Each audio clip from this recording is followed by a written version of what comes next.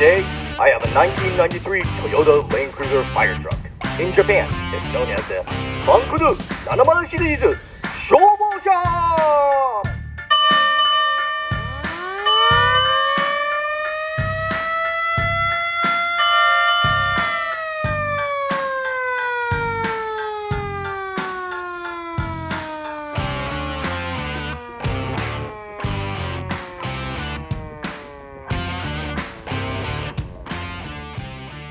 Let's start with the dimensions. This thing is absolutely massive. From front to back, it's 5.4 meters long, and from bottom to top, it's 2.1 meters tall. When you include all the equipment, the highest point reaches 2.3 meters. But because it has such a narrow body, it almost looks comical from the front. There's a pump inside. With it, this vehicle weighs in at a whopping 3,000 kilograms, which is a lot when you consider there's no high-tech devices inside.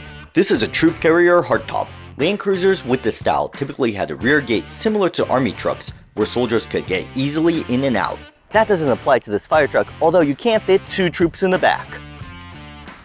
Ha! Moving to the front, you have a sick bumper. This setup makes it easy to add a winch and a grill guard. On it, you have the cherry blossom emblem, which is the symbol for the Shobodang. On the radiator grille, you have the old school Toyota badge. Here, you have diesel in really small letters, even though the engine makes such a big sound.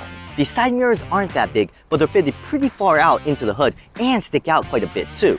That's crucial because this fire truck has massive blind spots. You can adjust both the arm and the mirror itself. Coming to the side, I just love these fenders. The back ones especially give you that retro fire truck feel. These are fitted with studded snow tires, ideal for patrolling Fukushima, an area with heavy snowfall where this fire truck used to operate. These stickers are super cool and wrap around the vehicle. Similar styles can be found on other fire trucks from this era. And if you're wondering why everything is so clean, the fuel tank is located on top of the rear. You can access it by uncovering the latch. The cap can be opened with the car key. Coming up top, you have your siren, speaker, and local fire department logo. Everything can be controlled from the interior. Alright, let's mess around with it. Emergency lights. Siren 1. Bells. Siren 2. And the microphone. While it has all these cool gizmos, it does lack a number of essentials like air conditioning, a stereo, and power steering. This roof lining has zippers for easy access to the equipment up top. This can be helpful for the next owner when they add accessories like floodlights. This also came with an FM transceiver, although the batteries are out. Probably for the best since you need a license to operate one. The pump on this fire truck is powered by the engine. Quick explanation. For everyday driving, the engine sends power to the rear wheels. For 4-wheel drive, the transfer case can distribute the engine power to both the rear and front wheels.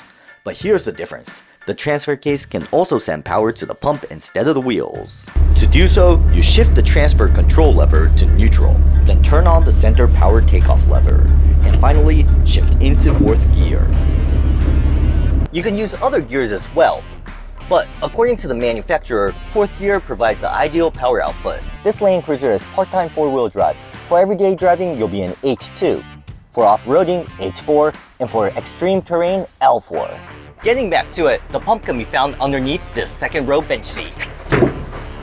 The directions to operating the pump are all numbered.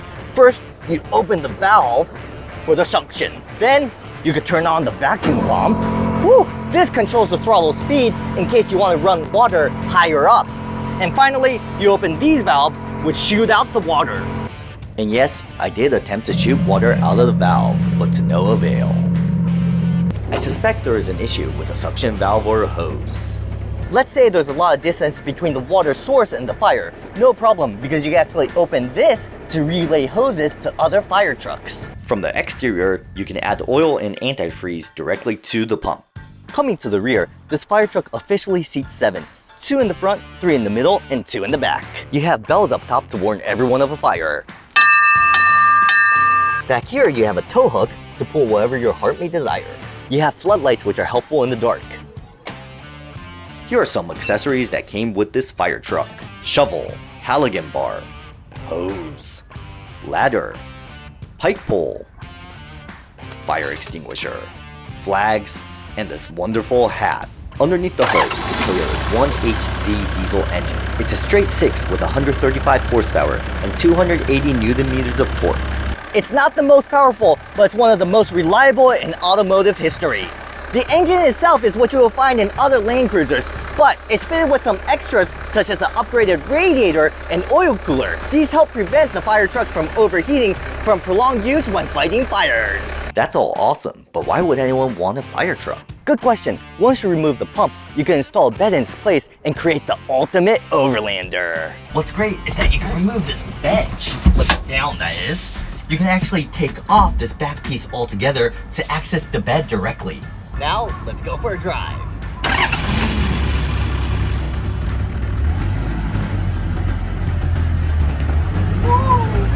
Alright, driving the Land Cruiser Firetruck. Oh god, I see nothing behind me. You have a rear view mirror, but it's absolutely useless. All you see is the back seat. Alright. Oh man. Ugh. There's no power steering, so you get a full body workout each time you drive. Oh, yeah. Ugh. You can tell that this is a heavy duty car. Getting up to speed, this thing definitely struggles to get up hills. And if you're new to a manual transmission, you have to be really careful because if you're starting on a hill, all that weight in the back is gonna pull you backwards. Blind spots are just so massive, you're really afraid. You have to be aware of where all the traffic is around you. However, the one saving grace is that people do get out of your way because you're this big old red old fire truck. Sitting here at a stoplight, it rumbles a lot. You could definitely feel the vibrations of that diesel engine. Yeah, and all these bumps, man. This car makes sure that you feel every single bump. Getting on the highway, yeah, I love the gear shifts on this. It's so clunky, the opposite of smooth, but it really gives you the sense of achievement. Yeah, turning this car is so fun. Alright, and just like that, you're in 5th gear. I can't believe I'm driving this on the highway. Oh wow, it's 80 kilometers, you know, without a problem. You're going to get much better performance if you can get rid of the pump in the back, but that's not what this car is for. You can't really judge this like you do your normal car. But once you're out of traffic, you know, you're on the highway, this is like, yeah, I could do some hours in this. And if that's what it takes to get to those crazy locations, right? Once you're out there, man, there is nothing that's going to beat this Land Cruiser. I was driving this in the city before, and the turning radius is absolutely horrific as well. But it's like a truck, and if you take your turns real big, it becomes somewhat manageable. The biggest difference between the highest Firetruck and this Land Cruiser Firetruck is that the highest one, you can almost forget that you're in a Firetruck because it drives kind of like a big van. Whereas this thing, there's no forgetting it. It's reminding you wherever you look. Not just the sirens and the red paint, but the driving experience in itself. It's just so heavy duty that you know this isn't your everyday vehicle. It's something that you're supposed to do something spectacular, something special in. If you're looking for that crazy all-terrain vehicle that's gonna do amazing extreme adventures with you, this is the one. Because this one is gonna go to the end of the earth and back, and go there again and back for the rest of your life. Regardless who ends up with this beast, it's sure to turn heads wherever it goes. Thanks for watching.